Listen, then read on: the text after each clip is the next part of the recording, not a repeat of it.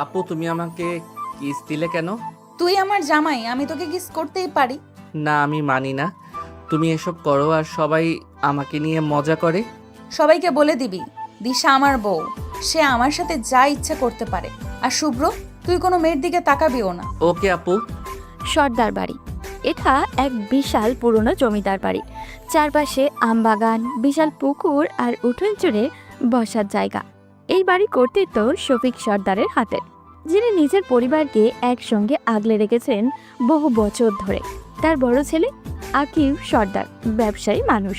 তার দুই মেয়ে দিশা ও ছায়া, আর এক ছেলে রাহাত। দিশা বড় হলে প্রচণ্ড জেদি ও রাগী। ছোটবেলা থেকে সে যা চায় তাই পেতেই হবে। অপরদিকে শফিক সর্দারের ছোট ছেলে রাকিব সর্দার, যিনি পরিবারের সবচেয়ে শান্ত ও বিচক্ষণ মানুষ। তার একমাত্র ছেলে শুভ্র। দিশার জন্মের পর থেকেই বাড়িতে একটা কথা প্রচলিত ছিল, শুভ্র আর দিশার বিয়ে হবে। দিশা যখন মাত্র 6 বছর বয়সে পৌঁছেছে তখন শুভ্র সবে বুঝতে শিখেছে। তখন থেকেই সে শুভ্রকে নিজের স্বামী বলে মনে করত। সময় চলতে লাগলো। দিশার বয়স এখন 10। দিশার বয়স যখন 10 আর শুভ্রের 5.5। একদিন বিকেলে বাড়ির উঠোনে খেলা করছিল ছোট্ট দিশা। শুভ্র কিছু ছেলে মেয়েও খেলছিল। হঠাৎ শুভ্র এক মেয়ের হাত ধরে টান দিয়ে হাসতে হাসতে বলল, তুই আমার দলে থাকবি। দিশা দূর থেকে সেটা ভ্রু কুঁচকে ফেলল।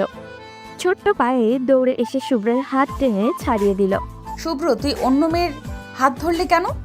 দিশার এমন সরিয়ে দেওয়া শুভ্রের বেশ অভিমান হলো। শুভ্র অবাক হয়ে বলল, তুমি সমস্যা করছো কেন আপু? আমরা তো খেলছিলাম। তুই খেলবি, কিন্তু শুধু আমার সাথে। অন্য কারোর সাথে তোকে আমি খেলতে দিব না শুভ্র। চলে আয় এখান থেকে। বলি দিশা শুভ্রকে টেনে সেখান থেকে বাড়ির ভিতরে নিয়ে এলো। এরপর থেকে দিশা শুভ্রকে সব সময় আগলে রাখত। কেউ শুভ্রের পাশে বসলে তার সাথে বেশি কথা বললে দিশার মেজাজ গরম হয়ে যেত। শুভ্র অভ্যস্ত হয়ে গেছিল দিশার এই অভ্যাসের সাথে। বয়স বাড়ার সাথে সাথে দিশার অধিকারবোধও বেড়ে গিয়েছিল। শুভ্র তখন ক্লাস 9 আর দিশা ইন্টার শেষ করবে। একদিন বিকেলে ছায়া আর শুভ্র উঠোনে বসে গল্প করছিল। দিশা ঘর থেকে বের হয়ে দেখে শুভ্র হাসি মুখে ছায়ার সাথে গল্প করছে। তারপরেই এক ঝটকায় এসে শুভ্রর কানের নিচে চিমটি কাটল। শুভ্র, তুই কি ভুলে গেছিস তোর জায়গা কোথায়? দিশার এমন ব্যবহারে শুভ্র হতবাক হয়ে বলল, কি হয়েছে দিশা আপু? বদমাইশ, আমি তোর আপু না, আমি তোর বউ, তুই আমার জামাই। দিশার কথায় শুভ্র লজ্জায় লাল হয়ে গেল। ছায়া হেসে উঠে বলল, এই জন্য তোর সাথে কেউ কথা বলে না শুভ্র। আপুর করা নজরদারি। কেউ তোর সাথে কথা বললে আপু তোকে খুন করতেও দুইবার ভাবে না। শুভ্র মুখ নামিয়ে ফেলল। দিশা অধিকারবোধের হাসি নিয়ে বলল, যার বউ এমন সুন্দর, তার আর অন্য কারোর সাথে কথা বলার দরকার কি? নিজের ঢোল নিজেই পেটাচ্ছিস আপু। কেন, আমি কি মিথ্যা বলছি নাকি? কলেজে কত ছেলে আমার পেছনে ঘুরে তুই জানিস। আমি তো শুধু এই পিচ্ছিটার জন্য তাদের পাত্তা দেই না। হইছে বইন, তোরা থাক তোদের মতো, আমি গেলাম। আমার আবার ধৈর্য কম, আমি নিজের জামাইকে এমন পেলে পুষে বড় করতে পারবো না। বলে ছায়া হাসতে হাসতে ঘরের ভিতরে চলে গেল। সময় চলতে লাগলো। দিশার জেদ ভালোবাসা দুটোই ধীরে ধীরে আরো গভীর হতে লাগলো। শুভ্র কখনো কখনো দিশার প্রতি অস্বস্তি বোধ করে, কারণ সে বুঝতে পারে না এটা ভালোবাসা নাকি জেদ। পরিবারের অন্যরা দিশার এই আচরণ দেখে কিছু বলে না কেন, এটাই শুভ্রর চিন্তা। সর্দার বাড়ির উঠোনে তখন বিকেলে আলো মিশে আছে। বড় বড় গাছের ছায়া লম্বা হয়ে উঠেছে। বাড়ির সবাই বসে গল্প করছে। হালকা হাওয়ায় উঠোনটা যেন আরো প্রশান্ত মনে হচ্ছে। শুভ্র দিশার পাশের চেয়ারেই বসেছিল আর দিশা চোখ গরম করে তাকিয়েছিল ওর দিকে। শুভ্র জানে দিশা এইভাবে তাকালে কিছু তো একটা বলবেই। তোর মুখ এত কালো কালো লাগছে কেন শুভ্র? কি হয়েছে?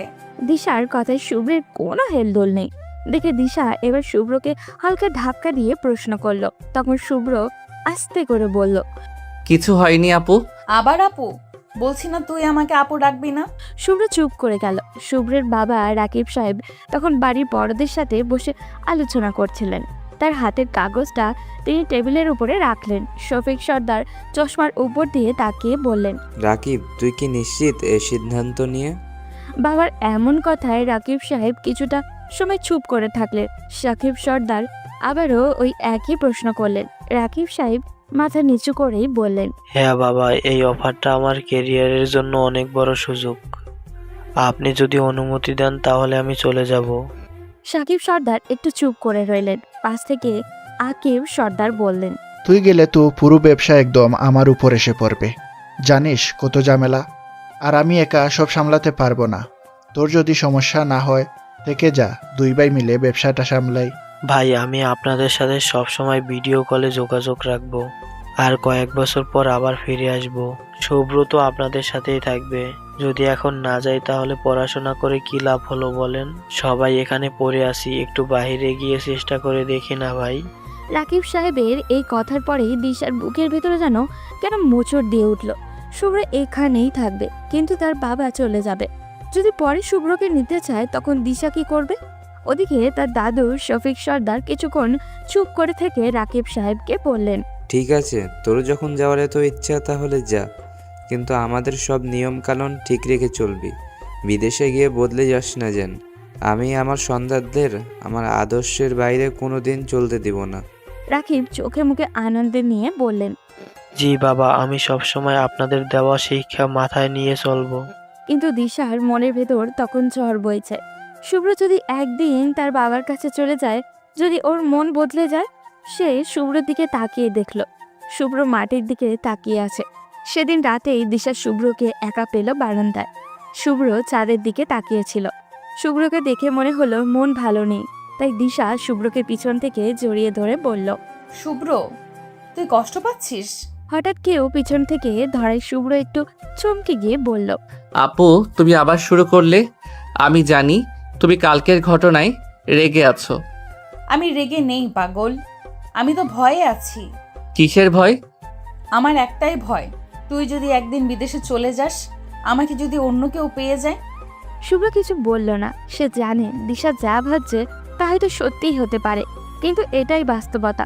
দিশা অনেক কিছু বলতে চেয়েও বলল না। সে জানে পরিবারের সবাই চায় শুভ্র এখানে থাকুক, কিন্তু সে যদি শুভ্রকে আটকায় তাহলে সবাই তাকে নিয়ে হাসাহাসি করবে। অতপর রাকিব সাহেব 1 মাস পর বিদেশে চলে যান, এবং শুভ্র আস্তে আস্তে বুঝতে পারে দিশার মনের ভেতরে তার প্রতি সত্যিকারের টান কতটা গভীর। দেখতে দেখতে 1 বছর কেটে গেছে। রাকিব সাহেব এখন বিদেশের প্রতিষ্ঠিত একজন কর্মকর্তা। প্রথমে তিনি একা গেলেন, এখন তার পরিকল্পনা বদলেছে। তিনি চান তার স্ত্রী এবং ছেলে শুভ্রকেও তার কাছে নিয়ে যাবেন। সর্দার বাড়িতে তখন দুপুরের খাওয়া দাওয়ার সময়। সবাই একসাথে বসে আছে, কিন্তু খাবারের টেবিলের পরিবেশ অস্বাভাবিক রকমের শান্ত। শফিক সর্দার কিছুক্ষণ চুপচাপ থেকে বললেন, রাকিব, তোর সত্যিই এটা কি চূড়ান্ত সিদ্ধান্ত? শফিক সর্দারের কথায় সেই গভীরতা হয়তো কেউ লক্ষ্য করতে পারেনি। ভিডিও কলের আশেপাশে থাকা রাকিব সর্দার তখন মাথা নিচু করে বললেন, জি বাবা, আমি অনেক ভেবেচিন্তে সিদ্ধান্ত নিয়েছি। শুভ্র ওখানে কি করবে? ও যদি এখানে এসে ভালো একটা ভবিষ্যৎ তৈরি করতে পারে তাহলে মন্দ কি? রাকিব সর্দারের কথা বাড়ির কারোরই তেমন পছন্দ হলো না, কিন্তু বাড়ির পুরুষ মানুষদের উপরে মহিলারা কথা বলতে পারেন না, তাই তারা চুপ ছিলেন। এবার আকিব সর্দার বলে উঠলেন, কিন্তু রাকিব, আমরা তো চাচ্ছিলাম শুভ্র আমাদের কাছেই থাকুক। ও এই পরিবারের ছেলে, এই পরিবারের ভবিষ্যৎ তো ওকেই সামলাতে হবে। রাকিব সর্দার ভাইয়ের কথা শুনে এবার একটু চিন্তিত হয়ে পড়লেন। ভাই, আমি জানি আপনাদের জন্য এটা কঠিন, কিন্তু আমি চাই আমার ছেলে বড় কিছু করুক। ওখানে ভালো কিছু করার মতো সুযোগ নেই। সবার মুখ তখন থমথমে।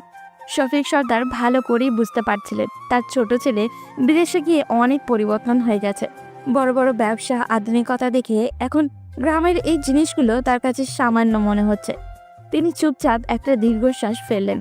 দিশা এতক্ষণ চুপ ছিল, এবার আর নিজেকে ধরে রাখতে পারল না। ও হাতে থাকা পানির গ্লাসটা টেবিলের উপরে ঠাস করে রেখে ফোনের দিকে তাকিয়ে বলল, চাচ্চু, আপনি এসব কি বলছেন? শুভ্র কোথাও যাবে না। রাকিব সর্দার সহ সবার মুখ কালো হয়ে গেল। হয়তো মেয়ে মানুষের বড়দের সামনে এমন কথা বলা পছন্দ হয়নি ওনার। দিশার মা তাকে চোখের ইশারায় থামতে বললেন, কিন্তু দিশা পাত্তাই দিল না। বেশ রেগে বলল, শোনেন চাচ্চু, আমার জামাই আমার কাছেই থাকবে। ওকে আপনারা আপনাদের এইসব ফ্যামিলির ঝামেলায় জড়াবেন না, বলে দিলাম।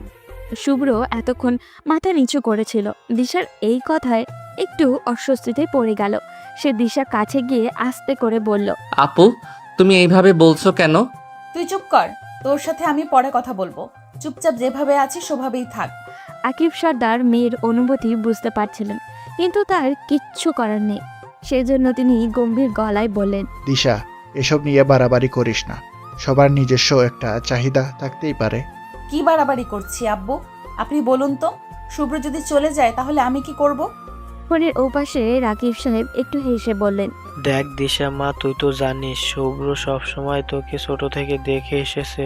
তোমাদের সম্পর্কটা অন্যরকম, কিন্তু জীবন তো কারোর জন্য থেমে থাকবে না, তাই না?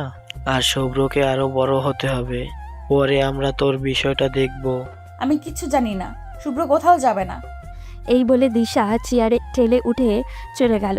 শুভ্র তাকিয়ে রইল তার যাওয়ার দিকে। সেদিন রাতে শুভ্রের ঘরের জানালার পাশে দাঁড়িয়েছিল দিশা। শুভ্র কিছু বলতে যাবে এমন সময় দিশা শুভ্রের হাত ধরে বলল, শুভ্র, তুই যদি সত্যি সত্যি বিদেশে চলে যাস, আমি কিন্তু তোকে ছেড়ে দেব না। তোকে কিছু করতে না পারলে আমি নিজের ক্ষতি করব। দিশার এমন অসহায় কণ্ঠ শুভ্র এই প্রথম শুনল। মেয়েটা যে ভিতর থেকে একদম ভেঙে পড়েছে তা বোঝার মতো জ্ঞান শুভ্রের এখন আছে। শুভ্র ধীরে ধীরে বলল, আপু, তুমি সবকিছু এত সিরিয়াসলি নিও না। আমি যাব মানে এই নয় যে আমি ফিরে আসব না। আমি তো সেই তোমার কাছেই ফিরে আসব। তুই জানিস না আমি তোর জন্য কতটা সিরিয়াস। তুই বিদেশে গিয়ে যদি কোনো বিদেশি মেয়ের সঙ্গে সম্পর্কে জড়াস তাহলে কিন্তু আমি ওখানে গিয়ে তোকে খুঁজে বের করব। এরপর তোকে খুন করে আমিও মরব। দিশার এমন পাগলামির কথা শুনে শুভ্র একটু হেসেই বলল, আপু, তুমি তো জানো না আমি কেমন। আমি কি ওরকম কিছু করতে পারি? না, জানি না, তোর উপর আমার বিশ্বাস নেই। শুভ্র কিছুটা গাল ফুলিয়ে দিশার কথায় দিশা সেটা বুঝতে পেরে শুভ্রের কাছে গেল। এরপর শুভ্রকে নিচের বুকের সাথে শক্ত করে চেপে ধরে বলল, তুই শুধু আমার, আর কারোর হতে পারবি না। দিশার এমন শক্ত করে চেপে ধরেছে যেন ছেড়ে দিলেই শুভ্র হারিয়ে যাবে। শুভ্র একটু লজ্জা পেয়ে বলল, আপু, তুমি এমন করছো কেন? আমার তো লজ্জা লাগে। দিশা একটু হেসে শুভ্রের গাল ধরে বলল, কারণ তুই আমার জামাই, আমি তোকে কারোর সাথে ভাগ দিব না। শুভ্র একটু লজ্জা পেয়ে নিচের দিকে তাকালো, কিন্তু সে জানতো এই সম্পর্কটা এত সহজে শেষ হবে না। অতঃপর পরিবারের চাপে দিশা বাধ্য হয়ে শুভ্রকে বিদেশে যেতে দিতে রাজি হলো। যাওয়ার সময় দিশার সে কি কান্না! শুভ্র মন থেকে যেতে চাইছিল না, কিন্তু তার হাতে যে কিছুই করার নেই। সময় তো চলমান, সে তার ধারাবাহিকতা গতিতেই চলতে থাকে।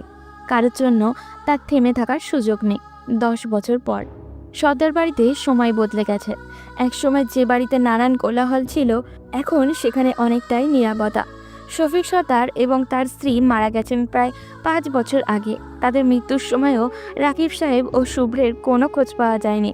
প্রথম দিকে সবাই অনেক চেষ্টা করেছিল যোগাযোগের, কিন্তু একসময় সবাই বুঝে গিয়েছিল ওরা বোধহয় আর নেই। তবে একজন এখনও আশা ছাড়েনি। সে আর কেউই নয়, সে হলো দিশা। এই 10 বছরে সে শুধু বয়সে বড় হয়নি, দায়িত্বেও বড় হয়েছে। ছোটবেলায় যে দিশা রাগী আর জেদি ছিল, সে এখন পুরো গ্রামের দায়িত্ব কাঁধে তুলে নিয়েছে। তার বাবা আকিব সর্দারের সঙ্গে মিলে গ্রামের নানান সমস্যার সমাধান করছে। যে কোনো দরিদ্র কৃষকের সমস্যা হোক, ও জমির ঝামেলা হোক, ও গ্রামের কারোর অসুখ, সবাই আগে এসে দিশার কাছেই জানায়। সেই এখন গ্রামের আইন আদালতের চেয়েও বড় ভরসা। কেউ তাকে সর্দার কন্যা বলে ডাকে, কেউ আবার আমাদের দিশা আপা। কিন্তু যত সফলতাই আসুক, দিশার মন থেকে শুভ্রের স্মৃতি এক মুহূর্তের জন্য মুছে যায়নি। প্রতিদিন রাতে যখন সবাই ঘুমিয়ে পড়ে, তখন দিশা আলমারির পুরনো ড্রয়ার খুলে একটা ছোট্ট কাঠের বাক্স বের করে। তার ভেতরেই আছে শুভ্রের কয়েকটা ছবি, তার ছোটবেলার জামার একটা বোতাম, একটা পুরনো চিঠি যেখানে শুভ্র ছোটবেলায় লিখেছিল, আপু, আমি তোমার জামাই হতে পারবো না। আমাকে আর জামাই বলে ডাকো না, আমার অনেক লজ্জা লাগে। তুমি বরং আমাকে তোমার বডিগার্ড বানাতে পারো, তোমার পাশে পাশে থাকবো। জামাইকে তো মানুষ মারে না, তুমি আমাকে থাপ্পড় মারো, তাহলে জামাই হব কি করে? দিশা ওই চিঠিটা হাতে নিয়ে হাসে, আবারও চোখের কোণায় পানি চলে আসে। এই পাগল, কোথায় হারিয়ে গেলি তুই? এতটা স্বার্থপর কি করে হতে পারলি? তুই কাছে থাকলে দেখতি আজকাল আমি কান্না লুকাতে পারি, অভিমান হলেও হাসতে পারি, কষ্ট হলেও কাউকে বুঝতে দেই না। আমি আর আগের দিশা নেই। সত্যি আমি বড় হয়ে গেছি নিজেরই অজান্তে, কিন্তু তোর প্রতি আমার অনুভূতি সেটা কখনোই শেষ হবে না শুভ্র। ফিরে আয় না প্লিজ। এরপর প্রতিদিনের মতোই সে ছবিটা বুকে জড়িয়ে ধরে ঘুমিয়ে পড়ে। রিদওয়ান মাসুদের একটা চমৎকার উক্তি আছে, যে ভালোবাসার মাঝে হারানোর ভয় থাকে আর সেই কথা ভেবে দুজনেই কাঁদে, সে ভালোবাসা হচ্ছে প্রকৃত ভালোবাসা। কিন্তু এখানে তো দিশা একাই কাঁদছে। অপর পাশের মানুষটি এতটা বছর একটা বারও যোগাযোগ করেনি। সে বেঁচে আছে নাকি মারা গেছে তাও দিশা জানে না। তাহলে এটাকে কিভাবে প্রকৃত ভালোবাসা বলা যায়? ওদিকে গ্রামে এখন দিশার বাবার পাশাপাশি আরেক ক্ষমতাশালী ব্যক্তি হলো সুলতান মিয়া। ভীষণ দ্রুত লোক, সবার সামনে সে ভীষণ উদার মনের, কিন্তু ভিতরে ভিতরে বেশ লোভী। সে ধীরে ধীরে গ্রামের গরিব কৃষকদের জমি দখল করতে শুরু করেছে। সেসব মানুষ একসময় সর্দার বাড়ির আশ্রয়ে থাকত, তাদের এখন ভয় দেখিয়ে জমি কেড়ে নিচ্ছে। একদিন সন্ধ্যায় দিশা যখন তার বাবার সঙ্গে বৈঠকে ব্যস্ত, তখনই এক বৃদ্ধা এসে কান্নাজড়িত কণ্ঠে বলল, মাগো, আমার স্বামী মারা যাওয়ার পর সুলতান মিয়া আমাদের জমি লিখে নিতে চাইতেছে। আমার একমাত্র ছেলেটাকে ভয় দেখাচ্ছে। কি বলছেন দিদা? আপনার জমি ওই লোকটা কিভাবে দখল করবে? আর বইলো না, আমার স্বামী নাকি আমাদের অজান্তে ওই লোকের কাছ থাইকা ক্ষেতের সময় কিছু টাকা ধার আনছিল। ওইটা বাকি থাকায় সে আমাদের ফসলের সব জমি নকল কাগজ দেখে দখল করতে চাচ্ছে। আমাদের তো আর কিছুই নাই মা, তুমি আমাদের একটু সাহায্য করো। দিশা এগিয়ে এসে বৃদ্ধাকে বসালো। এরপর বাড়ির কাজের লোককে ইশারা করলো তাকে নাস্তা করাতে। বৃদ্ধার চোখে মুখে তখন ভয়ের ছাপ। দিশা চোখ রাঙিয়ে বলল, আমি থাকতে আপনার জমি কেড়ে নেওয়ার ক্ষমতা এখনো কারো হয়নি। আমি আছি না, আপনি নিশ্চিন্তে বাড়ি যান। কালই আমি ওই লোকের সাথে দেখা করব। পরদিন সকালেই সে সরাসরি সুলতান মিয়ার বাড়িতে হাজির হলো। সুলতান মিয়া সকালের রোদ পোহাচ্ছিল আর সিগারেটে টান দিচ্ছিল। দিশাকে দেখে বেশ অবাকই হলো।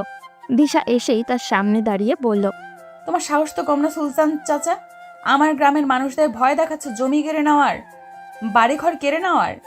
সুলতান মিয়া বেশ বুঝলেন দিশা কিসের কথা বলছে, কিন্তু তিনি নিজের গাম্ভীর্য ভাবটা ধরে রেখে ধোয়া ছাড়তে ছাড়তে বললেন, বুঝলে দিশা বেটি, এখন গ্রামের সময় বদলাইছে। আগের মতন আর জমিদারি প্রথা এখন নাই। এখন চেয়ারম্যান মেম্বার এরা সবাই গ্রামের মাথা। আর তুমি তো নিশ্চয়ই জানো আগামী নির্বাচনে চেয়ারম্যান পদে দাঁড়াইতেছি, তাই ক্ষমতা যার সব তার।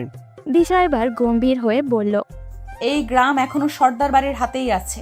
আমার বাবা, আমার দাদা আর আমি 3 পুরুষ ধরে এই গ্রামের দায়িত্ব নিয়েছি। জমিদারি এখন নাই সেটা আমরাও জানি, কিন্তু এই গ্রামের মানুষ আমাদের সেই কালে যতটুকু বিশ্বাস করত এখনো ঠিক তেমনই করে। তুমি এখনো জানো না আমি কি করতে পারি, তাই ঝামেলায় না গিয়ে ওই বৃদ্ধ মহিলার জমিটা ছেড়ে দাও। ওরা এমনিতেই অসহায়। এরপর চেয়ারম্যান কেন, দেশের প্রেসিডেন্ট হয়ে যাও। যত সব। দিশার এমন রাগ দেখে সুলতান মিয়া একটু মুচকি হেসে বলল, ঠিক আছে, দেখা যাক কে কত শক্তিশালী। ভুইলা যাইও না, তুমি সর্দার বাড়ির মানুষ হও আর অন্য বাড়ির মাইয়া হও, যাতে কিন্তু তুমি মাইয়া পুরুষের লগে পায়রা উঠবা না। আর ওই বুড়ির জামাই আমার কাছ থেকে ধার নিয়েছিল, ওই টাকা শোধ দেয় নাই, তাই আমি হুমকি দিছি। দিশা তখন তার পাশে থাকা কাজের লোকের দিকে ইশারা করতেই কাজের ছেলেটা একটা ব্যাগ হাতে ধরিয়ে দিল। দিশা সেটা ছুঁড়ে দিয়ে বলল, ওনার জামাই তোমার কাছ থেকে 50,000 টাকা ধার নিয়েছিল, সেটার জন্য তুমি তাদের 10 লাখ টাকার জমি কেড়ে নিতে চাইছো। এই ব্যাগে 2 লাখ টাকা আছে, এগুলো নিয়ে ওই কাগজ ওনাকে ফিরিয়ে দেবে, না হলে এই মেয়ে কি করতে পারে সেটা দেখিয়ে দেব। আর আমাকে আইন আদালত শেখাতে আসবে না, আমি শহরে পড়াশোনা করেছি, এসব ভালো করেই জানি। নিজের মতো কাজ করো চাচা, আমাদের সাথে লাগতে এসো না, হাওয়ায় মিলিয়ে যাবে। বলে দিশা বেরিয়ে আসলো লোকটার বাড়ি থেকে। সুলতান মিয়া চুপচাপ ব্যাগটা নিয়ে ঘরে গিয়ে টাকা গুনে দেখল। তখন তার চাকর রহিম তাকে বলল, চাচা, আমি বলি কি, সর্দার বাড়ির লোকেদের সাথে ঝামেলা না করাই ভালো। এখন আপনি নির্বাচন করবেন, ওদের সাথে ঝামেলা করলে গ্রামের মানুষ আমাদের সাথে থাকবে না। এখন পাঞ্জাবি টুপি পরে ঘুরেন আর ওদের সাথে বন্ধুত্ব করেন। একবার আপনি চেয়ারম্যান হয়ে গেলে ওদের এসব অপমানের জবাব টের পাইয়ে দিব। সেই জন্যই তো সব দাঁতের দাঁত চেপে সহ্য করতেছি রে রহিম। একবার ভোটে জিততে পারলে ওই মাইয়ার তেজ আমি একদম বের করে দিমু। ওদিকে দিশার ব্যস্ততা যেন প্রতিদিনই বাড়ছিল। সে গ্রামের মানুষের সমস্যাগুলো সমাধান করতে গিয়ে নিজের ব্যক্তিগত জীবনই ভুলে গিয়েছিল। ছোটবেলা থেকে শুভ্রকে হারানোর পর তার একমাত্র লক্ষ্য ছিল নিজের বাবার সাথে কাঁধে কাঁধ মিলিয়ে গ্রামের উন্নতি করা। অন্যদিকে তার ছোট বোন ছায়াও এখন কলেজে পড়ে। ছোটবেলায় দুরন্ত হলেও এখন সে অনেক শান্ত এবং পরিপক্ক হয়ে উঠেছে। একদিন কলেজ থেকে ফেরার পথে হঠাৎই করেই এক অপরিচিত যুবকের সাথে তার দেখা হয়। ছায়া দেখল যুবকটি লম্বা, সুঠাম গঠনের এবং চেহারায় এক অদ্ভুত মায়া রয়েছে। সে ভুল না করলেও ছেলেটি তার দিকেই এগিয়ে আসছে। ছায়া নিজের জায়গায় দাঁড়িয়ে রইল। ছেলেটা তার সামনে এসে নম্রভাবে জিজ্ঞাসা করলো, আপনি কি আমাকে একটু সাহায্য করতে পারবেন? জি বলুন, কি সাহায্য? আসলে আমি সর্দার বাড়ির খোঁজ করছি। আপনি কি বলতে পারবেন কেমন করে সেখানে যেতে পারবো? ছায়া একটু চিন্তা করলো, এত সুন্দর চেহারার যুবকটা সর্দার বাড়ির খোঁজ করছে কেন? কিন্তু সন্দেহ দূর করেই সে বলল, আমি সর্দার বাড়িরই মেয়ে, চাইলে আমার সাথে যেতে পারেন। যুবকটি একটু অদ্ভুতভাবেই হাসলো, যেটা ছায়ার চোখ এড়ালো না। কিন্তু বাইরের পুরুষ মানুষের সাথে কথা বলা তার বংশের মেয়েদের দ্বারা মানায় না, তাই নিজের কৌতূহল চেপে রাখলো। ছেলেটা হালকা হেসে তাকে বলল, আপনাকে ধন্যবাদ। একটু দ্রুত চলুন, আমি বেশ দূর থেকে এসেছি। ছায়া যখন যুবকটিকে নিয়ে সর্দার বাড়িতে পৌঁছালো তখন সবার চোখে যুবকের দিকে গেল। দিশা তখন গ্রামের কোনো সমস্যা নিয়ে নিজের বাবা আকিব সর্দারের সাথে কথা বলছিলেন। বাড়ির অন্যান্যরাও নিজেদের কাজে ব্যস্ত ছিল। ছায়া ঘরে ঢুকেই সবাইকে উদ্দেশ্য করে জোরে বলল, আব্বা উনি আমাদের বাড়ির খোঁজ করছিলেন, তাই আমি সাথে করে নিয়ে এলাম। সবাই অবাক হয়ে যুবকের দিকে তাকালো। যুবকটি এক পলক সবাইকে দেখে নিয়ে সামনের দিকে এগিয়ে গেল। ইতিমধ্যে বাড়ির সবাই একই জায়গায় জড়ো হয়ে গেছে। ছেলেটা নিচের দিকে তাকিয়ে একটা নিঃশ্বাস ফেলল, তারপর গম্ভীর অথচ সংযত কণ্ঠে বলল, আমি শুভ্র। কথাটা মুখ থেকে বের হতে দেরি। মুহূর্তের মধ্যে পুরো পরিবার স্তব্ধ হয়ে গেল। সবাই যেন নিজের কানকে বিশ্বাসই করতে পারছিল না। দিশা পানি খাওয়ার জন্য গ্লাস হাতে নিয়েছিল, কিন্তু হাতের গ্লাস নিচে পড়ে ভেঙে গেল। রাহাত হতভম্ব হয়ে শুভ্রের দিকে তাকিয়ে রইল, আর আকিব সর্দারের মুখে বিস্ময়ের ছাপ ফুটে উঠল। দিশা দ্রুত সামনে আসলো, তার ভিতর থেকে কথা আসছে না। সে কাঁপা কাঁপা গলায় বলল, তুই শুভ্র? শুভ্রকে চিনতে দিশার দেরি হলেও দিশাকে চিনতে শুভ্রের এক মুহূর্তও দেরি হলো না। শুভ্র মাথা নিচু করে বলল, হ্যাঁ আমি শুভ্র, এত বছর পর ফিরে এসেছি, তাই হয়তো চিনতে সমস্যা হচ্ছে। শুভ্রকে দেখার পর সবাই যেন শত প্রশ্নে ঝড় তুলে দিল। দিশাকে সরিয়ে শুভ্রের গালে মুখে হাত বুলাতে বুলাতে বাড়ির বড়রা প্রশ্ন করলো, তুই এত বছর ধরে কোথায় ছিলে? তোর বাবা মায়ের কি হলো শুভ্র? কেন এতদিন আমাদের সাথে যোগাযোগ করিসনি? শুভ্র একটা গম্ভীর নিঃশ্বাস নিয়ে বলল, আমি সব বলছি, আমাকে একটু পানি খাওয়াতে পারবেন? ছায়া দ্রুত টেবিল থেকে পানি এনে দিল। শুভ্র এক ঢোকে পুরো গ্লাস শেষ করে গ্লাস ফিরিয়ে দিল। এরপর ধীরে ধীরে নিজের গল্প বলতে শুরু করলো। আসলে বিদেশ যাওয়ার 2 বছর পর একদিন আমার বাবা মা শপিং করতে বের হয়েছিলেন। সেদিন একটা ভয়ানক দুর্ঘটনা ঘটে। একটা ট্রাকের ধাক্কায় গাড়িটা দুমড়ে মুচড়ে যায়, আর তারা ঘটনাস্থলেই মারা যান। আমি তখন বাসায় ছিলাম। পুলিশ ফোন করে জানালো আমার বাবা মা আর নেই। এইটুকু বলতে সবাই স্তব্ধ হয়ে গেল। দিশার চোখেও পানি চলে এলো। শুভ্র আবারও বলল, বাবা মায়ের মৃত্যুর পর আমি একদম একা হয়ে যাই। আমার কোনো আত্মীয় স্বজনও সেখানে ছিল না। বাবার এক ঘনিষ্ঠ বন্ধু তখন আমাকে নিজের বাসায় নিয়ে যান। প্রথমে লন্ডনে ছিলাম, পরে উনি সুইডেনে চলে যান। আমিও তার সাথে যেতে বাধ্য হই। বাবা মাকে হারানোর পর 1 বছরের মতো সময় আমি কারোর সাথে কথাই বলতে পারিনি, এতটা আঘাত পেয়েছিলাম। এরপর আঙ্কেলের সাথে চলে গেলাম সুইডেন। ওখানে গিয়ে আর যোগাযোগের উপায় ছিল না। কিন্তু এখন এতদিন পর যখন নিজের পায়ে দাঁড়াতে পেরেছি, তখনই তোমাদের খোঁজ নিতে চলে এসেছি। অনেক কষ্টে আসতে পেরেছি। সব কিছু কত পরিবর্তন হয়ে গেছে। শুভ্র কথাগুলো বলতে বলতে বেশ কাঁপতে শুরু করলো। রাহাত ধরে সোফায় বসালো। এরপর হতাশ কণ্ঠে বলল, আমরা তো তোকে খুঁজে পাইনি। আমার বড় মামার এক বন্ধু লন্ডনে থাকতেন, প্রায় 2 বছর যোগাযোগ করছিস না দেখে আমরা বলেছিলাম খোঁজ নিতে, কিন্তু খুঁজতে গিয়ে জানালো চাচ্ছু যে বাসায় থাকতো ওই বাসাটা নাকি অনেকেই ভাড়া নিয়ে থাকে। এরপর আমরা তো ভেবেছিলাম তোদের সাথে খারাপ কিছু হয়ে গেছে। আমি জানি ভাইয়া, আমিও অনেকবার চেষ্টা করেছিলাম যোগাযোগ করতে, কিন্তু কিছুতেই সম্ভব হয়নি। পরিচিত কেউ ছিল না আশেপাশে। অবশেষে আমি সিদ্ধান্ত নিলাম দেশে ফিরে আসব। প্রতিটা দিন তোমাদের মিস করেছি। বেঁচে থেকেও যেন মরে গিয়েছিলাম। সবাই তখন স্তব্ধ হয়েছিল, কিন্তু দিশার চোখ যেন এক ভয়ানক ঝড় বয়ে যাচ্ছিল। এতদিন ধরে যাকে সে ভালোবেসে এসেছে, যার কথা ভেবে রাতের পর রাত কেঁদেছে, সে হঠাৎ একদিন এভাবে ফিরে আসবে তার ভাবনার বাইরে ছিল। কিন্তু দিশা নিজেকে সামলে নিয়ে শুভ্রের চোখের দিকে একবার তাকিয়ে সেখান থেকে বেরিয়ে গেল। কিন্তু সে জানতো তার ভেতরের ঝড় এত সহজে থামবে না। শুভ্র ফিরে আসার পর সর্দার বাড়ির পরিবেশ একটু বদলে গিয়েছিল। একদিকে আনন্দ, অন্যদিকে অতীতের বেদনা, সব মিলিয়ে একটা মিশ্র অনুভূতির মধ্যে দিয়ে যাচ্ছিল সবাই। পরদিন সকালের দিকেই পরিবারের সবাই শুভ্রকে দাদার মৃত্যুর সংবাদ জানালো। সে শোনার পর গভীরভাবে শ্বাস নিয়ে বলল, দাদা চলে গেছেন, অথচ আমি একবারের জন্যেও তার মুখ দেখতে পারলাম না। শুভ্রের কণ্ঠে ভারী বেদনার ছাপ ফুটে উঠল। রাহাত এগিয়ে এসে তার কাঁধে হাত রাখল। চল আমরা দাদার কবর জিয়ারত করে আসি। শুভ্র মাথা ঝাঁকিয়ে সম্মতি দিল। শুভ্র ও রাহাত একসাথে কবরস্থানে গেল। দাদা দাদি কবরের সামনে দাঁড়িয়ে শুভ্র অনুভব করলো কতটা শূন্যতা রেখে গেছেন তারা। সে ধীর কণ্ঠে ফিস ফিস করে বলল, দাদা দাদি, আমি ফিরে এসেছি, কিন্তু আমি জানি আমার এই ফিরে আসা তোমাদের জন্য অনেক দেরি হয়ে গেছে। তোমাদের বিদায়ের সময় আমি ছিলাম না, তোমাদের জন্য কিছুই করতে পারিনি। আমাকে মাফ করে দিও। রাহাত তার পাশেই দাঁড়িয়েছিল। সে চুপচাপ শুভ্রের কথা শুনছিল, অনুভব করছিল শুভ্রের কষ্ট। সন্ধ্যার দিকে দিশা গ্রামের কোনো সমস্যার সমাধান করতে বাইরে গিয়েছিল, আর দিশাও যথারীতি ব্যস্তই ছিল গ্রামের মানুষদের নিয়ে। শুভ্র অপেক্ষা করছিল দিশার সাথে কথা বলবে বলে, কিন্তু দিশা যখন বাড়িতে ফিরল, শুভ্র এগিয়ে এসে বলল, দিশা আপু, আমি তোমার সাথে একটু কথা বলতে চাই। দিশা এক মুহূর্তের জন্য থমকে দাঁড়ালো, কিন্তু পরক্ষণেই মুখ ঘুরিয়ে চলে যেতে লাগলো। শুভ্র তার পথ আটকে বলল, দিশা আপু, আমাকে একবার সুযোগ দাও। তোমাকে আমি কত বছর পর দেখছি, অথচ তুমি একবারও আমাকে কিছু বলছো না। তোমার শাসন, আমার প্রতি অধিকার বোধ, সব আমি মিস করছি। শুভ্রের এমন করুণ কণ্ঠ শুনে দিশারও যেন কোনো হেলদোল হলো না। সে ঠান্ডা গলায় বলল, আমার এখন এইসব নিয়ে ভাবার সময় নেই শুভ্র। আমি এখন গ্রামের মানুষদের নিয়ে ব্যস্ত। তুই বরং নিজের জায়গায় ফিরে যা, ওখানে তোর একটা উজ্জ্বল ক্যারিয়ার পড়ে আছে। শুভ্র একটু হতাশ হলো। যে মানুষটা তাকে এতটা ভালোবাসতো, তার হঠাৎ এমন পরিবর্তন কিভাবে মেনে নিবে শুভ্র? কিন্তু সে সহজে হার মানার পাত্র নয়।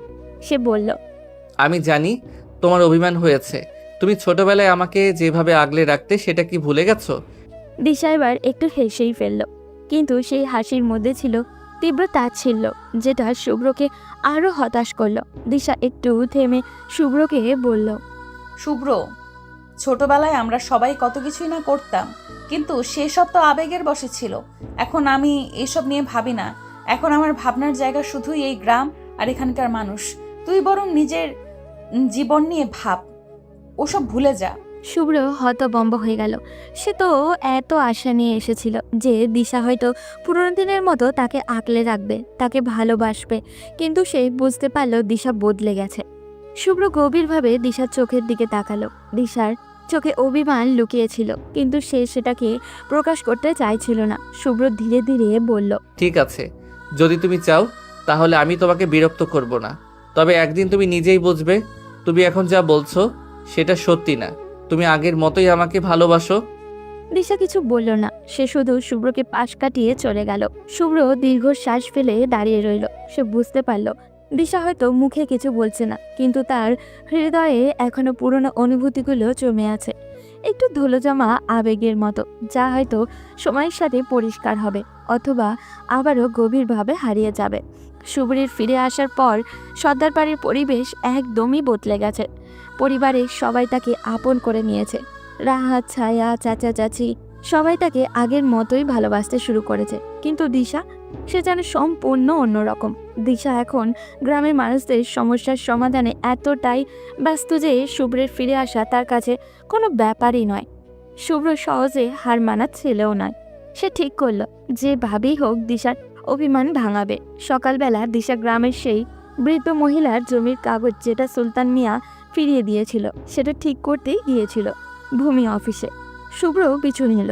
দিশা দেখেও না দেখার ভান করে কাজ সেরে যখন ফিরে আসছিল, তখন শুভ্র পিছন পিছন আস্তে আস্তে পড়ল, এই যে দিশা ম্যাডাম, আমাকে একটু শেখাও না কেমন করে গ্রামের মানুষদের সাহায্য করো। আমি একটু করি। দিশা কোনো উত্তর না দিয়ে সামনে হাঁটতে থাকলো। শুভ্র একটু এগিয়ে এসে তার পাশে হাঁটতে হাঁটতে বলল। তুমি এখনো আমার উপর অভিমান করে আছো তাই না? দিশা এবার দাঁড়িয়ে রাগী চোখে শুভ্রের দিকে তাকালো। শুভ্র কিছুটা ভয়ও পেল, নিজেকে সামলেও নিল। দিশা তখন বেশ রাগী কণ্ঠে বলল। তোর কোনো কাজ নেই? সারা দিন আমার পেছনে লেগে থাকবি? যা নিজের কাজ কর। দিশার সেই চিরচেনা রাগী কণ্ঠ শুনে শুভ্র মুচকে হেসে বলল। আমার এখন একটাই কাজ, তোমার অভিমান ভাঙানো। দিশা আর কিছু বলে মুখ ফিরিয়ে চলে গেল, কারণ এই ছেলের সাথে কথা বললে তার কেমন অস্বস্তি লাগে।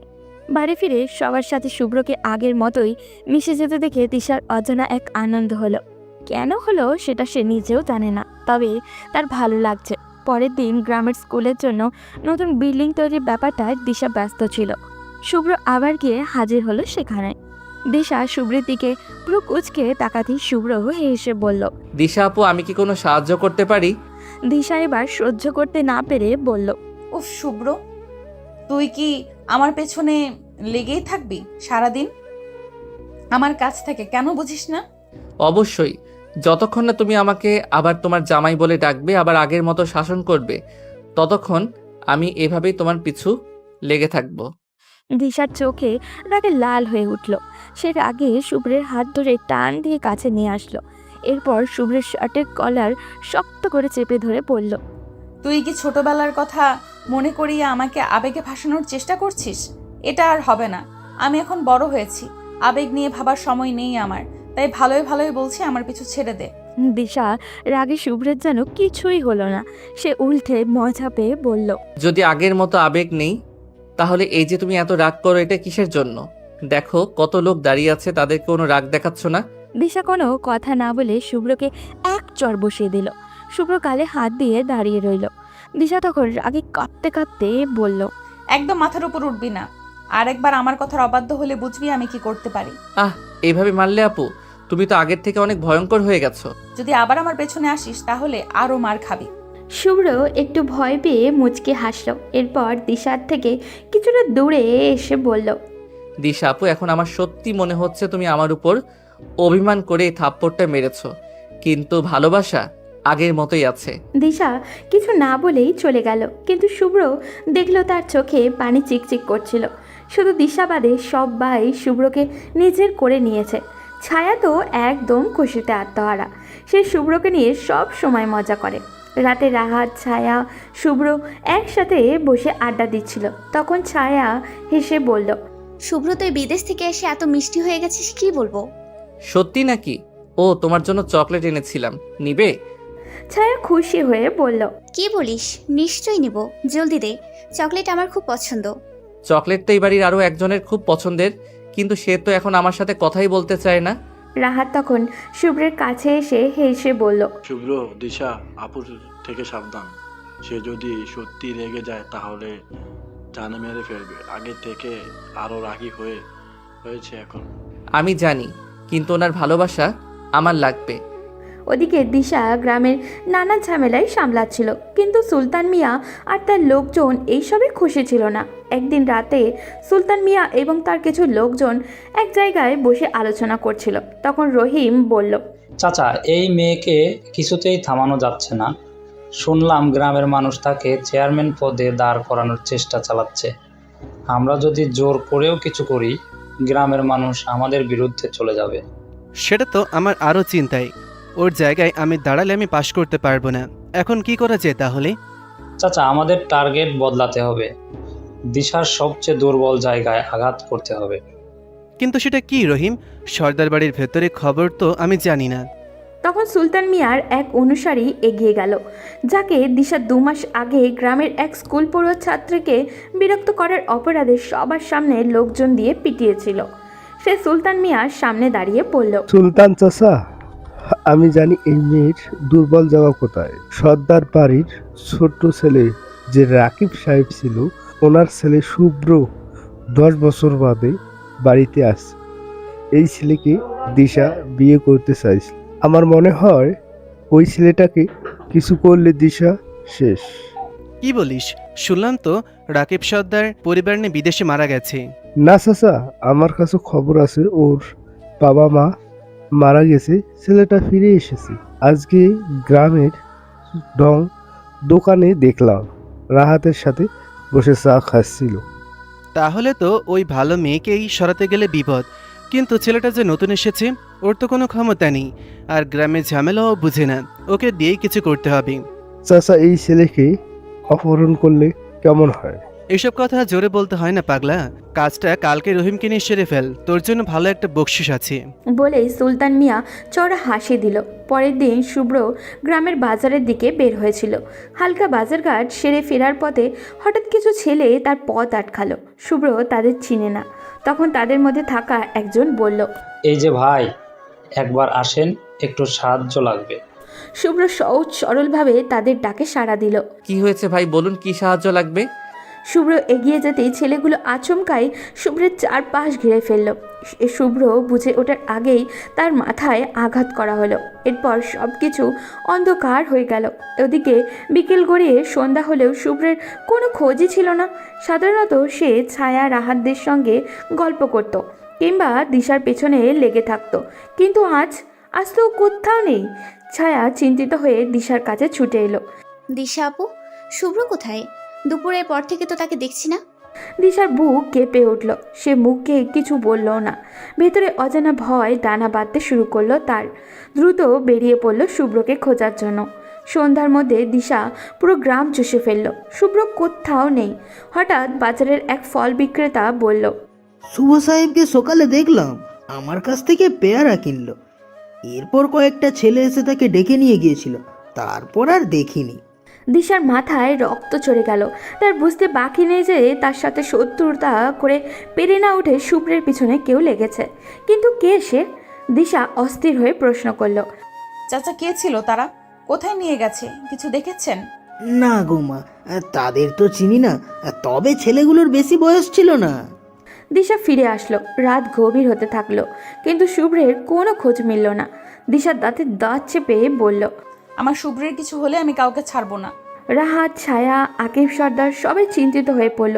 এই প্রথমবার দিশার চোখে ভয় দেখা গেল। শুভ্র কি সত্যিই বাঁচতে পারবে, নাকি ষড়যন্ত্রকারীরা কিছু বড় কিছু করে ফেলবে ওর? আকিব সর্দার সবাইকে নিয়ে থানায় গেলেন। পুলিশও তাদের সাথে খুঁজতে শুরু করলো। ওদিকে শুভ্রের যখন জ্ঞান ফিরল, তখন চারপাশে শুধু ঘুটঘুটে অন্ধকার। মাথাটা প্রচণ্ড ঝিমঝিম করছিল ওর। তার হাত পাও শক্ত দড়ি দিয়ে বাঁধা, মুখে কাপড় গুজে দেওয়া হয়েছে। সে নড়াচড়া করতে চাইল, কিন্তু কিছুতেই পারছিল না। আলোর ক্ষীণ আভায় বুঝতে পারল এটা একটা পুরনো পরিত্যক্ত গুদামঘর। আশেপাশে ফিসফিস করে কেউ কথা বলছে। রহিম ভাই, অপহরণ তো করলাম, কিন্তু এখন কি করা যায়? কিছুদিন আটকে রাখি, এরপর চাচা বললেই ওকে উপরে পাঠিয়ে দেব। ছেলেগুলোর কথা শুনে শুভ্রের মনের ভেতরে অজানা আশঙ্কা দানা বাঁধতে লাগলো। ওদিকে এক রাতেই দিশা পুরো গ্রামে মাথায় তুলে ফেলল। রাহাত, ছায়া আর দিশার রাগ দেখে হতবাক হয়ে গেল। গ্রামের মানুষও টের পেল কিছু একটা বড় ঘটনা ঘটেছে। এই প্রথমবার দিশাকে এতটা রাগী দেখলো সবাই। দিশার নির্দেশে গ্রামের সবাই পাহারা বসালো। পুলিশ গ্রাম থেকে শহরে যাবার রাস্তার সিসিটিভি ফুটেজ চেক করতে শুরু করলো, কিন্তু কিছুই পেল না। তার মানে ওরা শুভ্রকে গ্রামেই রেখেছে। অন্যদিকে শুভ্র হাত পা বাঁধা অবস্থায় অনেক কষ্টে উঠে বসলো। ছেলেগুলো চলে গেছে। সে একবার চোখ বন্ধ করে নিঃশ্বাস নিল। এরপর পালানোর রাস্তা খুঁজতে শুরু করলো। শুভ্র নিজের বাঁধা হাতে আস্তে আস্তে ঘষতে লাগলো চেয়ারের হাতলের সাথে। ঘষতে ঘষতে এক সময় একটু ঢিলা হয়ে এলো। ঠিক তখনই একটা ছেলে ঢুকলো হাতে খাবার নিয়ে। শুভ্রের সঙ্গে সঙ্গে চোখ বন্ধ করে নিস্তেজ হয়ে পড়ার অভিনয় করলো। ছেলেটা কাছে আসতেই সে আচমকা নিজের বাঁধন খুলে তার পায়ে লাথি মারল। লোকটা ভারসাম্য হারিয়ে পড়ে গেল, আর সেই সুযোগে শুভ্র ছুটে বেরিয়ে গেল। তখন ভোররাত, ফজরের আজান হচ্ছে চারিদিকে। শুভ্র দৌড়াচ্ছে। পেছন থেকে কয়েকজন লোক তাকে ধাওয়া করেছে। রহিম চিৎকার করে বলল, এই তাড়াতাড়ি ধর শালাকে। শুভ্র গায়ে যত শক্তি ছিল সব দিয়ে ছুটল, কিন্তু পেছন থেকে একটা লাঠি ছুঁড়ে মারল রহিম। সেটা পায়ে লাগতেই শুভ্র হুমড়ি খেয়ে পড়ে গেল। সে পড়তেই কয়েকজন মিলে তাকে ধরে ফেলল। রহিম এসে শুভ্রের পিঠে পা দিয়ে চেপে ধরে বলল, তোর সাহস তো কম না, পালানোর চেষ্টা করিস, আয় তোর পালানোর শখ মেটাবো। এই বলে তাকে ঠেলে তুলে গালে থাপ্পড় ঘুষিয়ে মারতে শুরু করলো। ঠিক তখনই তাদের কানে মানুষের দৌড়ে আসার আওয়াজ আসলো। তারা ভয়ে পালানোর চেষ্টা করলো, কিন্তু থানার ওসি চিৎকার করে বলল, এই থামো, কেউ নড়বে না, পালাতে চাইলে গুলি করব। দিশার সঙ্গে পুলিশ আর গ্রামের সাধারণ মানুষ একসাথে দেখে রহিম আর বাকিরা ভয়ে কান্না শুরু করলো। দিশার চোখে তখন আগুন জ্বলছে, হাতে শক্ত একটা লাঠি। দিশা এক মুহূর্ত দেরি না করে ঝাঁপিয়ে পড়লো তাদের উপরে। রাহাতও দৌড়ে এসে কয়েকজনকে মারতে শুরু করলো।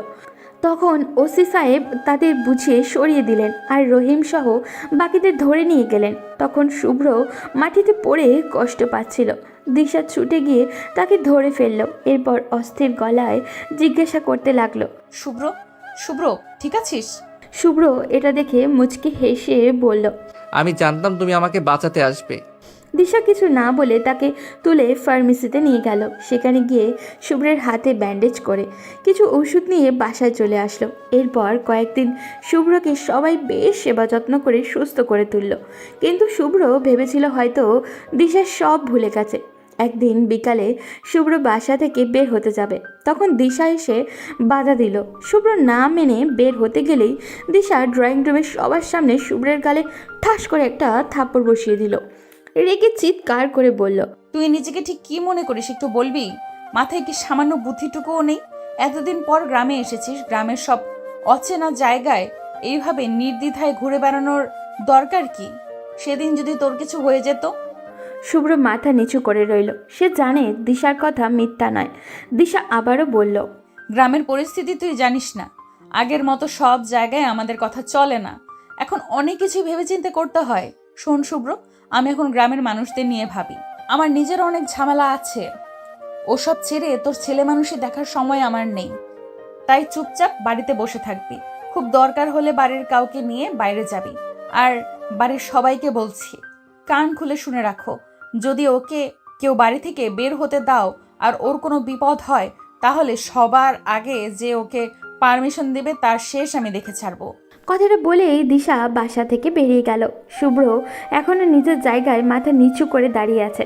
তখন দিশার মা অর্থাৎ শুভ্রের চাচি এসে তাকে বোঝাতে লাগলো। পরদিন বিকালে ছায়া এইরকম জেদ করেই শুভ্রকে নিয়ে ঘুরতে বের হলো। হাঁটতে হাঁটতে ছায়া শুভ্রকে নিয়ে তাদের কলেজের দিকে গেল। সেখানে গিয়ে ছায়ার কয়েকজন বান্ধবীর সাথে দেখা হয়ে গেল।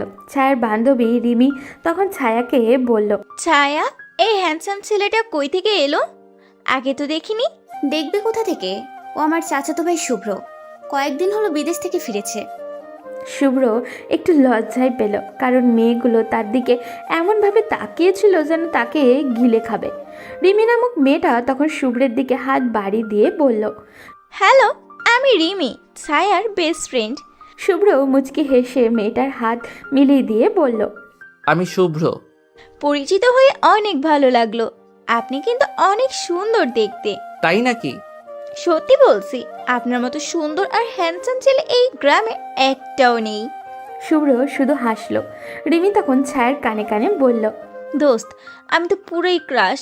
তুই আমার সাথে ওর একটু সেটিং করিয়ে দে প্লিজ। আরে দূর, তুই জানিস ওকে দিশা আপু ছোটবেলা থেকে পছন্দ করে? আপু জানলে তোকে জীবিত অবস্থায় পুঁতে ফেলবে। কি বলিস দোস্ত? ক্রাশ খেতে না খেতেই ছ্যাঁকা দিয়ে দিলে।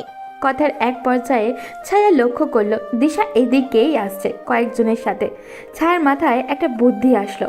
সে রিমির কানে কানে বলল, তবে তুই একটা চেষ্টা করে দেখতে পারিস। শুভ্রের নাম্বারটা নিয়ে নে, কথা বলে ওকে ইমপ্রেস করতে পারলে কাজ হয়ে যাবে। সত্যি বলছিস দোস্ত? রিমি বেশ উৎসাহ নিয়ে শুভ্রের কাছে নাম্বার চাইলো। শুভ্রও কিছু না বলে নাম্বার দিয়ে দিল। ততক্ষণে দিশা বেশ কাছে চলে এসেছে। শুভ্র একটা মেয়েকে নাম্বার দিচ্ছে। এই দৃশ্যটা যেন দিশার সহ্য হলো না। দিশার চোখ মুখ লাল হয়ে গেল। সে সোজা বাসায় ফিরে ছায়ার জন্য অপেক্ষা করতে লাগলো। কিছুক্ষণ পর শুভ্র আর ছায়া বাড়িতে ঢুকতেই দিশা ছায়াকে একা ডেকে নিয়ে ছাদে গেল। ছায়া বুঝলো কাজ হয়েছে, কিন্তু সে না বোঝার ভান করে বলল, আপু কোনো দরকার? তুই শুভ্রকে কোথায় নিয়ে গেছিলি? কোথায় নিয়ে যাব? বাইরে ঘুরতে গেছিলাম, আমার কলেজ ওকে দেখিয়ে নিয়ে আসলাম। ঘুরতে নিয়ে গেছিস ভালো কথা, কিন্তু ওখানে তোর বান্ধবীরা ছিল, ওদের সঙ্গে শুভ্রকে নিয়ে কথা বলার কি দরকার? ছায়া একটা দুষ্ট হাসি দিয়ে বলল, আপু তুমি কি জেলাস? ছায়ের কথায় দিশা থতমত খেয়ে গেল। সে নিজেকে সামলে নিয়ে বলল, দেখ, বাজে কথা বলবি না। শুভ্র আমাদের ভাই, সে গ্রামে নতুন এসেছে, তার প্রতি আমাদের একটা দায়িত্ব আছে। তাহলে তুমি নিজে যখন ভাই বলো, তাহলে গ্রামের কোনো মেয়ের সাথে কথা বলে তোমার এত রাগ হয় কেন? আর ওকে বিয়ে দিয়ে এখানেই রাখা হবে, আব্বু কাল আমাকে বলেছে। কি, শুভ্রের বিয়ে মানে? হ্যাঁ, আব্বু নিজেই তো বললো তুমি বিয়ে করছো না এত বলার পরেও। তো এখন রাহাত ভাই আর শুভ্রের বিয়ে দিয়ে আমাকেও বিয়ে দেওয়া হবে। তুমি একজন বিয়ে করছো না বলে কি সবাই সিঙ্গেল থাকবো নাকি? দিশা কিছু বলল না। ওর বুকের ভেতরে আগুনের জ্বলে উঠল। তাকে না জানিয়ে বাড়িতে এত কিছু হচ্ছে। সে চুপচাপ রুমে গিয়ে দরজা বন্ধ করে রইল। ওদিকে ছায়া দৌড়ে তার বাবা মায়ের রুমে গেল। ছায়ার বাবা আকিব সর্দার তখন ছায়াকে উদ্দেশ্য করে বললেন, কি ব্যাপার ছোট রাজকন্যা, আপনি এত হাঁপাচ্ছেন, কারণটা কি জানাবেন? আব্বু, মজা বন্ধ করো। এখন সিরিয়াস একটা ব্যাপার নিয়ে আসছি। বাবা, তুইও সিরিয়াস ব্যাপারে কথা বলিস, শুনে খুশি হলাম। তা বলতো কি সিরিয়াস ব্যাপার? আম্মু, আপু তো কিছুতেই স্বীকার করবে না শুভ্রকে সে ভালোবাসে। আমার একটা প্ল্যান আছে, যদি তোমরা সবাই মানো তাহলে আপু সোজা বিয়ে করতে রাজি হবে।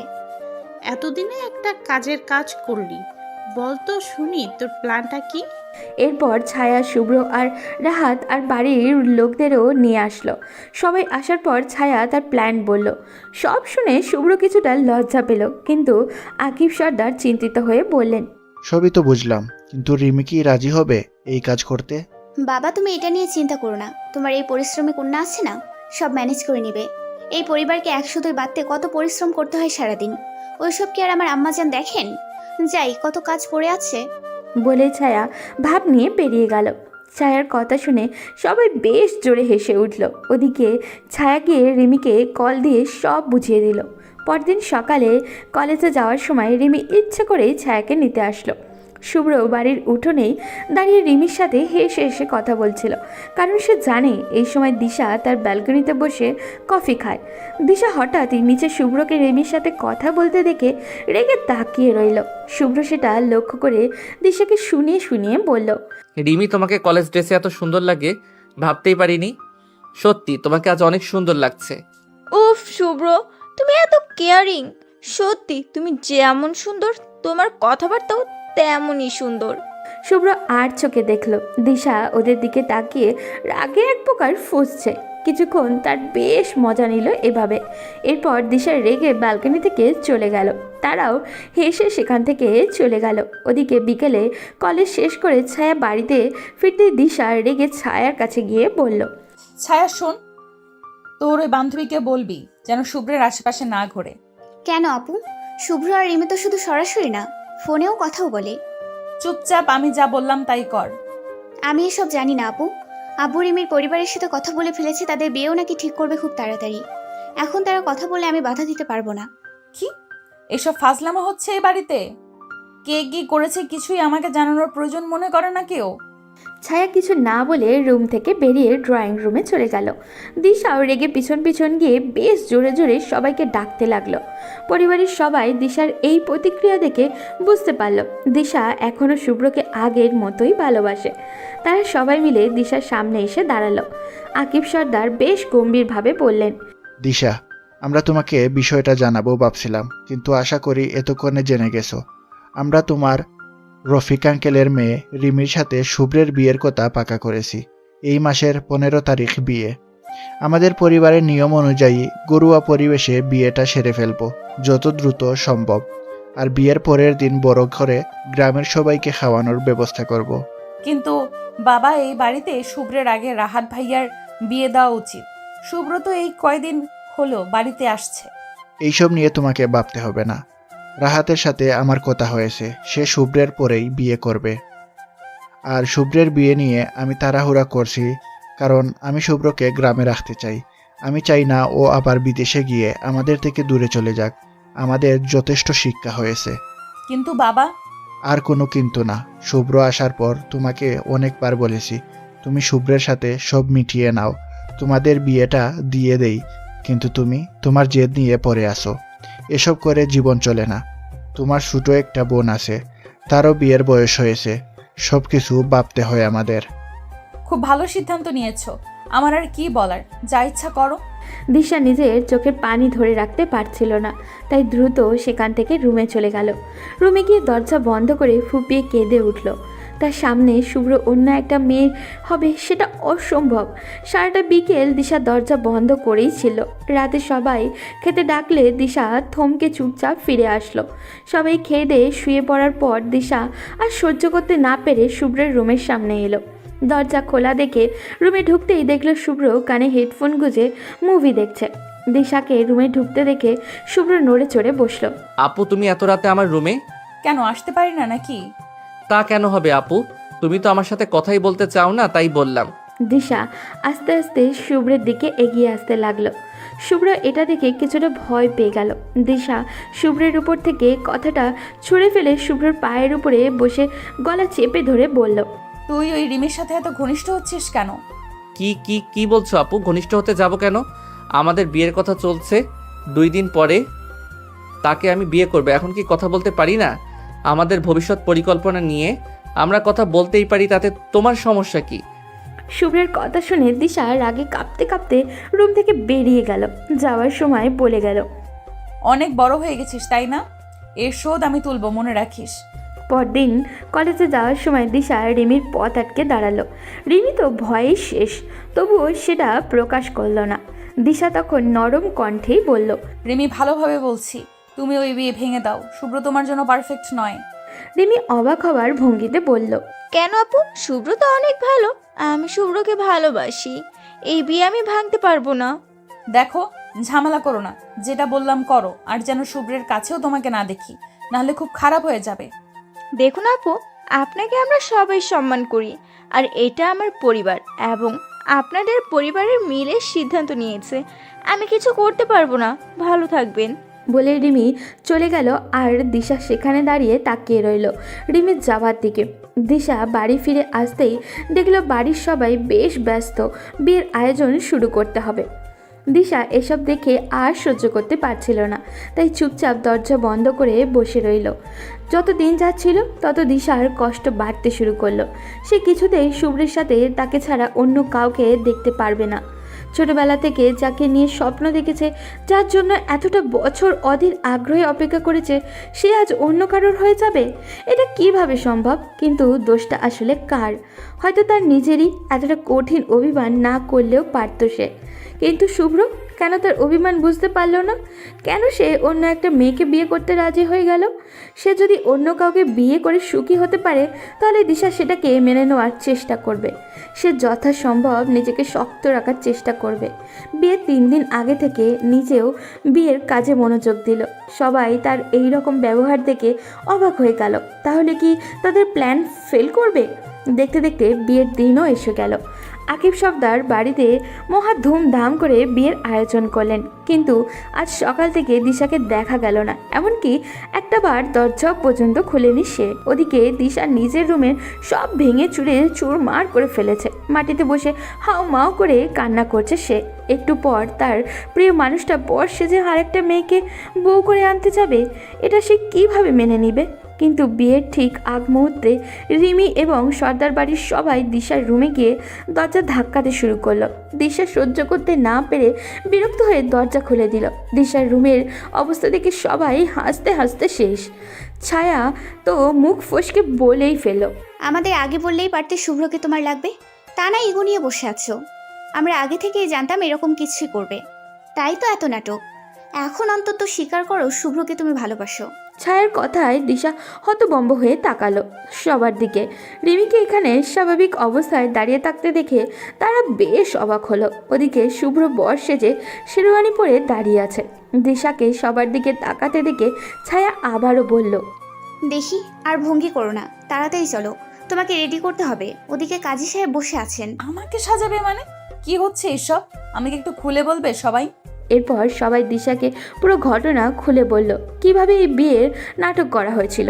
দিশা সব শুনে শুভ্রের দিকে তাকালো। শুভ্র দিশার মায়ের পিছনে গিয়ে লুকালো। দিশা এবার আর ভুল করলো না, কারণ নাটক হলেও সে যে সত্যি ভয় পেয়ে গেছিল, তাই এবার সে চুপচাপ রাজি হয়ে গেল। এই ছেলের কাছ থেকে এসবের প্রতিশোধ সে পরেও নিতে পারবে। দেখতে দেখতে বিয়েটা সম্পূর্ণ হয়ে গেল।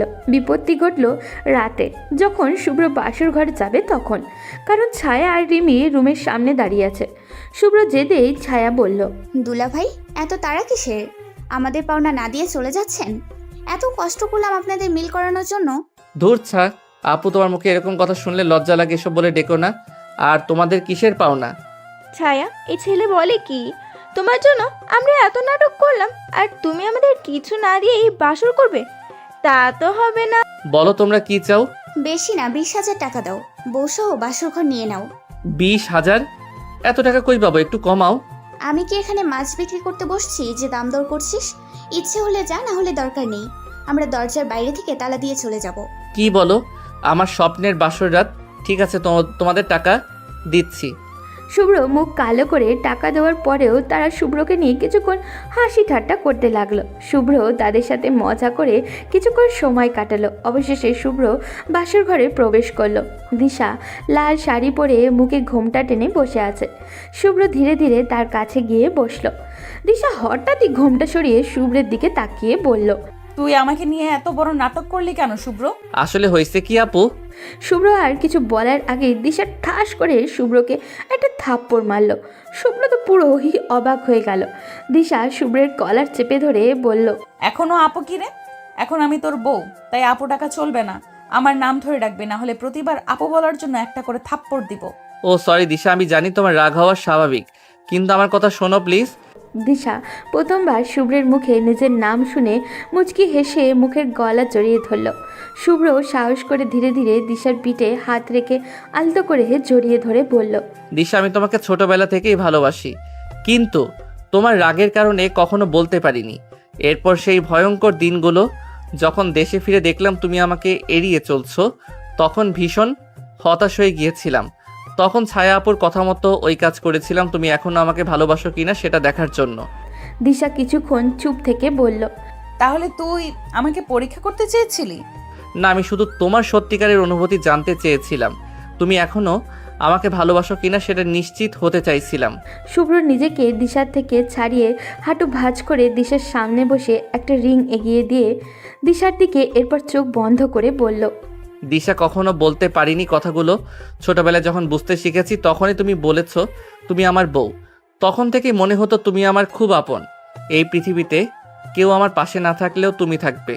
আমি জানতাম না বিয়ে, ভালোবাসা এসব কাকে বলে, শুধু জানতাম তুমি আমার বউ হবে। সত্যি বলতে তখন আমি বউ কাকে বলে সেটাও বুঝতাম না। জাস্ট এতটুকু বুঝতাম, তোমাকে আমি বড় হয়ে আমার কাছে রেখে দিব। তুমি আমাকে মারবে, শাসন করবে, কিন্তু বাইরের সব কিছু থেকে আগলেও রাখবে। আমার জীবনের প্রথম ইনকাম দিয়ে আমি এই রিং কিনে রেখেছিলাম। যখন কিনেছিলাম তখন এইটুকু নিশ্চয়তা ছিল না যে তোমাকে কখনো আবার দেখতে পারবো, তবে আমার মন বলতো তুমি আমার জন্য অপেক্ষায় আছো। তাই শত বাধা পেরিয়ে ফিরে এসেছিলাম। আমার ধারণা সত্যি হয়েছিল, আমার বিশ্বাস ভুল ছিল না। তুমি সত্যি আমার অপেক্ষায় ছিলে। আজ তুমি অনুমতি দিলে এই রিংটা নিজ হাতে তোমাকে পরিয়ে দিতে চাই।